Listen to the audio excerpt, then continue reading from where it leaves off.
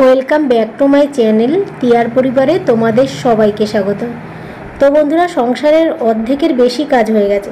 সকালবেলার যে কাজগুলো সেই কাজগুলো সমস্তই হয়ে গেছে। এবার রান্নার দিকটা চলে এসেছি। তো বেঁতে শাক তোমরা দেখেছিলে, বেঁতে শাক নিয়ে এসেছে বাজার থেকে, সেই বেঁতে শাকটাই আজকে রান্না করব। আর তোমাদের দাদাকে বলেছিলাম যে এক আটি নিয়ে আসতে, এক আটি রান্না করব। তো অল্প করে শাক নিয়ে এসেছে বলে আমার কাটতে অসুবিধা হবে না, কেননা অনেকটা শাক থাকলে না কাটতে অসুবিধা হয়। তো এক আটি এনেছে, আর এর মধ্যে একটু ধনেপাতা মিশিয়ে দেবো। ধনেপাতা দিয়ে বেঁতে শাক খেতে নাকি সুন্দর লাগে। তো আমি কোনোদিন ধনেপাতা আর বেঁতে শাক একসাথে রান্না করিনি।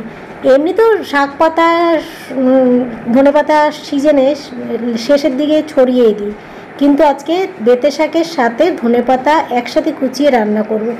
তো ওই জন্য ধনেপাতাও নিয়েছি আর বেঁতে শাকও নিয়েছি। আর ওয়াশিং মেশিনটা তোমরা দেখো, এই যে সাইডে নিয়ে এসেছি, তোমরা আগের দিনই দেখেছো। তো এখনও কিন্তু চালু করিনি, কারণ ওই যে বলছিলাম না যে ছেলে উঠবে, ছেলের বিছানাটা পরিষ্কার করব। তো ছেলের বিছানা পরিষ্কার করতে গিয়ে ওর চাদরটাও নেব। তো যাই হোক, ছেলে কিন্তু উঠে গেছে, আর ওর ঘর থেকে এবার চাদর টাদর নিয়ে আমি মেশিনে দিয়ে দেবো। তো দেখো, মেশিনে দিয়ে দিয়েছি আর এবার চালু করছি। তো অনেকক্ষণ পরে এটা চালু করছি, কারণ কি ও উঠে গেছে, কি আমি শাক কাটছিলাম তো উঠে গেছে, কি তাড়াতাড়ি করে আমি আগে চাদর টাদর নিয়ে এসেছি। আর এই দেখো চালানোটা দেখাই, আমি কিন্তু অনেক পরে আমি এই ওয়াশিং মেশিনটা চালানো শিখেছি। এত দিন ধরে না আমার ছেলেই চালিয়েছে। তো অনেক কিছু আছে যে নতুন নতুন সিস্টেমের জিনিসগুলো আমরা জানি না। যখন ইঞ্জিনিয়ার এসেছিলো, এই ওয়াশিং মেশিন যখন কিনেছিলাম কোম্পানি থেকে তো পাঠিয়ে দেয়, উনি দেখিয়ে দিয়ে গেছিলেন, তাও পারছিলাম না কিন্তু। তো যাই হোক, ছেলে শিখিয়ে দিয়েছে। তো তারপরেও আমি নিজে নিজে ওর সামনেও চালাতে চালাতে শিখে যাচ্ছি। আর এখন শীতকালেও তো উষ্ণ গরম জলটা দিলাম, তো তোমাদের দেখিয়ে দিলাম উষ্ণ গরমটা যখন পাওয়ার দিলাম তখন উষ্ণ গরমটা অন করলাম। তো এইবার শাকগুলো ধুয়ে নিচ্ছি, আর ওদিকে চলছে, টাইম তো রয়েছে, টাইমের মধ্যে হবে। আর এদিকে আমি এই কাজগুলো করে নিচ্ছি। আর শাকটা তো অর্ধেক ধুতে ধুতে আমি উঠেছিলাম, তো এখন ধুয়ে শাকটা রান্না করবো। দেখেছো ধনেপাতা কিন্তু ওর মধ্যে দিয়ে দিয়েছি, একসাথে ধনেপাতা আর বেঁতে শাক দিয়ে দিয়েছি। তো এই আজকে বেঁতে শাক দিয়ে ধনেপাতা দিয়ে রান্না করবো। আর এই রেসিপিটা বলেছিল আমার দিদি বলেছিল বেঁতে শাক দিয়ে ধনেপাতা দিয়ে রান্না করবি, ভালো লাগে। তো জানি না কেমন লাগবে, ছিটিয়ে দেওয়া আলাদা, আর বেঁতে শাকের সাথে প্রায় অর্ধেকের মতন ধনেপাতা দেওয়া, এর স্বাদ আলাদা লাগবে। কেমন স্বাদ লাগবে আমি আদৌ জানি না, আজকে খাবো, খেয়ে তারপরে আমি জানবো যে কেমন লেগেছে। তো চলো, আমি শাকটা তো ধুয়ে নিলাম, আর আজকে একটু ভাবলাম বড়ি দেবো, কিন্তু জানো তো এই যে বড়ি আমি দিয়ে ভুল করেছি। আমার ছেলে না শাক খেতে ভালোবাসে, আগে শাক খেত না, এখন খেতে খেতে লাল শাক, তারপর বেঁতে শাক, রসুন ফোড়ন টোড়নের শাক ও ভালোবাসে। তো বড়ি দিয়ে এত ভুল করেছে, আমার ছেলে বড়ি একটাও খেলো না। আর বেঁতে শাক, যে বেঁতে শাকের মধ্যে যে বড়ির গন্ধটা, সেটাও হয়ে গিয়েছিলো বলে ওর ভালো লাগেনি। তো যাই হোক, দ্বিতীয়বার আমি আর দেবো না, আমি জানি না। আর বড়ি এই জন্যই আমাদের ঘরে হয় না বেশি। তো যাও বা এনেছে, আমি জানি ও ছোটোবেলায় না করতে এখন হয়তো খাবে, তাও খাইনি। তো বড়িগুলো আমি মোটামুটি একটু ভেজে নিলাম, নিয়ে একটা শুকনো লঙ্কা ফোড়ন দিলাম আর সামান্য কালো জিরে ফোড়ন দিলাম, দিয়ে এবার বেগুন কেটে রেখেছি, আলু আর বেগুন একসাথে একটুখানি নাড়াচাড়া করে নেবো। দেখো আলুটা আর বেগুনটা সামান্যই দিয়েছি, আর একটুখানি শিম ছিল, শিমও নিয়েছি, আর কাঁচা লঙ্কা।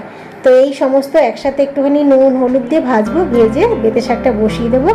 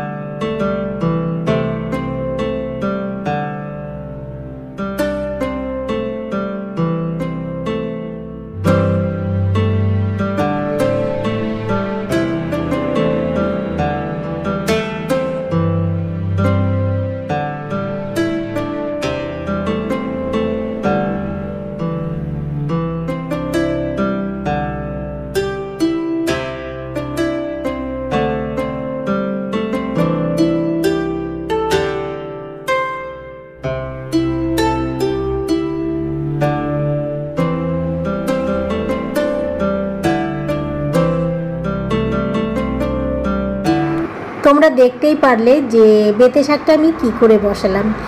সবজিগুলো দিয়ে নুন হলুদ পরিমাণ মতন দিয়ে আমি সবজিগুলো নাড়াচাড়া করলাম, করে তারপরে জল দিয়ে ঢাকা দিয়ে দিয়েছিলাম।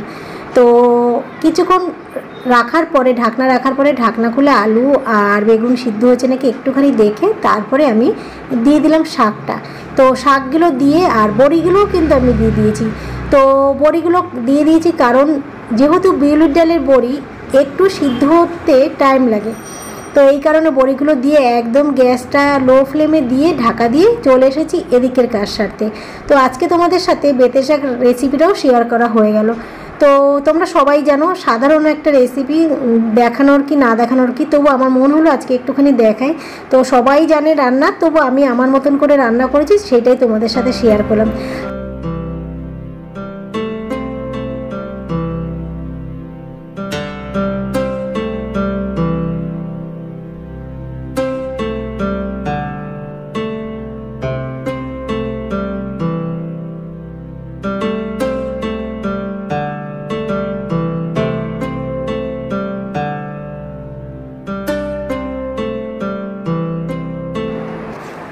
শাকটা হতে হতে আমি এদিকে চলে এসেছি বোতলগুলো পরিষ্কার করতে। তো রোজ এই টাইমেই আমি বোতলগুলো পরিষ্কার করি, করে একটা ঝুড়ির মধ্যে রেখে দিই। নয়তো আগে যখন এই ঝুড়িটা ছিল না তখন এমনি রেখে দিতাম, ছেলে নিয়ে ভরতো।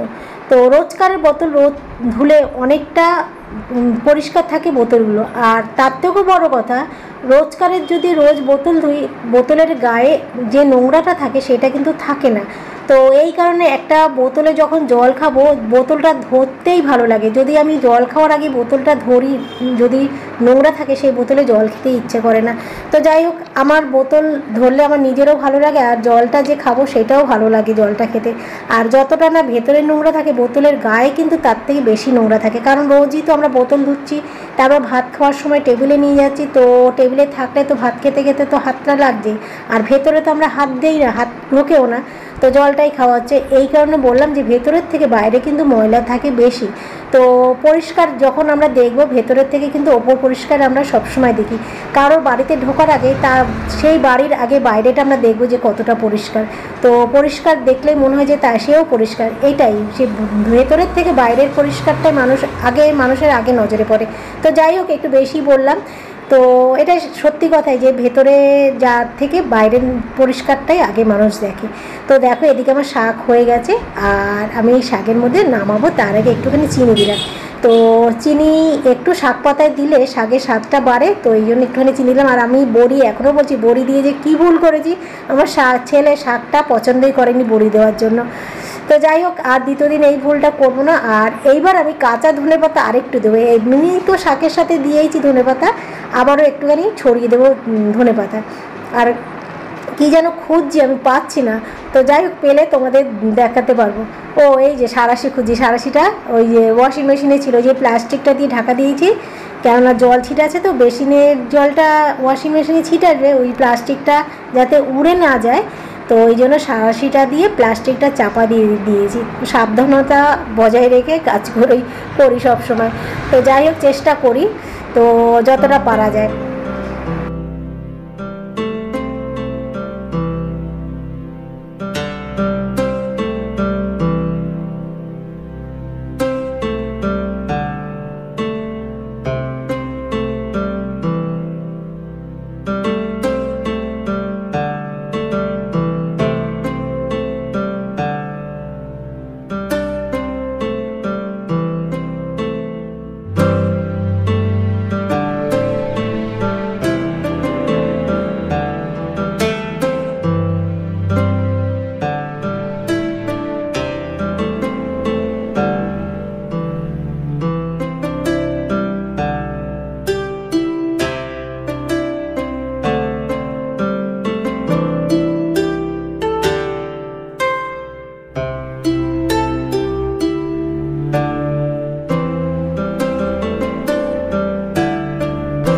শাকটা হয়ে গেছে, এবার আমি ফলই মাছটা রান্না করে নেব। আর তোমাদের তো এখন বললাম ফলই মাছ, কিন্তু যখন নাকি আমি ভয়েস দিচ্ছি শাকের ভিডিও করছি আর ভাবছি যে আজকে আমাদের মেন মেনুতে কি হয়েছে, কেননা এই ভিডিওটা তো অনেক দিন আগের ভিডিও, তো অর্ধেকই মনে নেই যে কি মাছ রান্না হয়েছিল। আর আগের দিন যখন এই ভিডিওটা দিয়েছি তোমরা দেখেছো, আমিও দেখেছি, কিন্তু ভুলে গিয়েছিলাম। তো তাও তো 4-5 দিন আগে ভিডিওটা দিয়েছি, তো মনে থাকেও না। তো যাই হোক, এই মাছ ভাজা দেখেই মনে পড়লো যে ফলই মাছ এনেছিল। তো তখন আমার শরীরের অবস্থা তো খুব ভালো ছিল না, একটু খুব শরীরের যত্ন চলছিল, মানে জ্যান্ত মাছ খেতে হয়, জ্যান্ত মাছ ভালো, এই হচ্ছে ব্যাপার। যে যখন শরীর খারাপ হয় তখনই কিন্তু আমরা শরীরের গুরুত্ব বুঝি।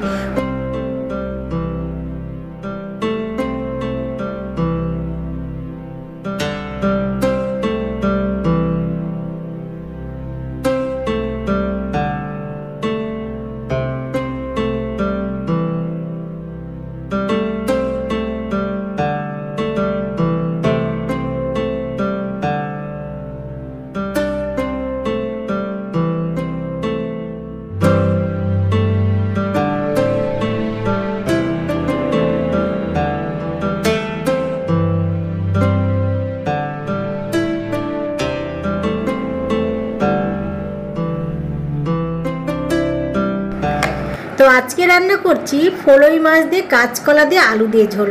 তো শরীরের কতটা উপকার তোমরা বুঝতেই পারছো। আর আমি হাসছি, এখানে ভয়েস দিচ্ছি আর হাসছি, কারণ কি তেল মশলা ছাড়া আমাদের খেতে ভালো লাগে না। কিন্তু যেহেতু শরীর খারাপ, আর 9 মিনিট বাকি ওয়াশিং মেশিন ইনের এই কাঁচাটা শেষ হতে, তো শরীরটা যেহেতু খারাপ, এখন তেল মশলা একদম খাচ্ছি না বললেই চলে। বললাম না, শরীরে যখন অবস্থা খারাপ হয় তখনই শরীরের গুরুত্ব বুঝি, মানে গুরুত্ব দিই শরীরকে।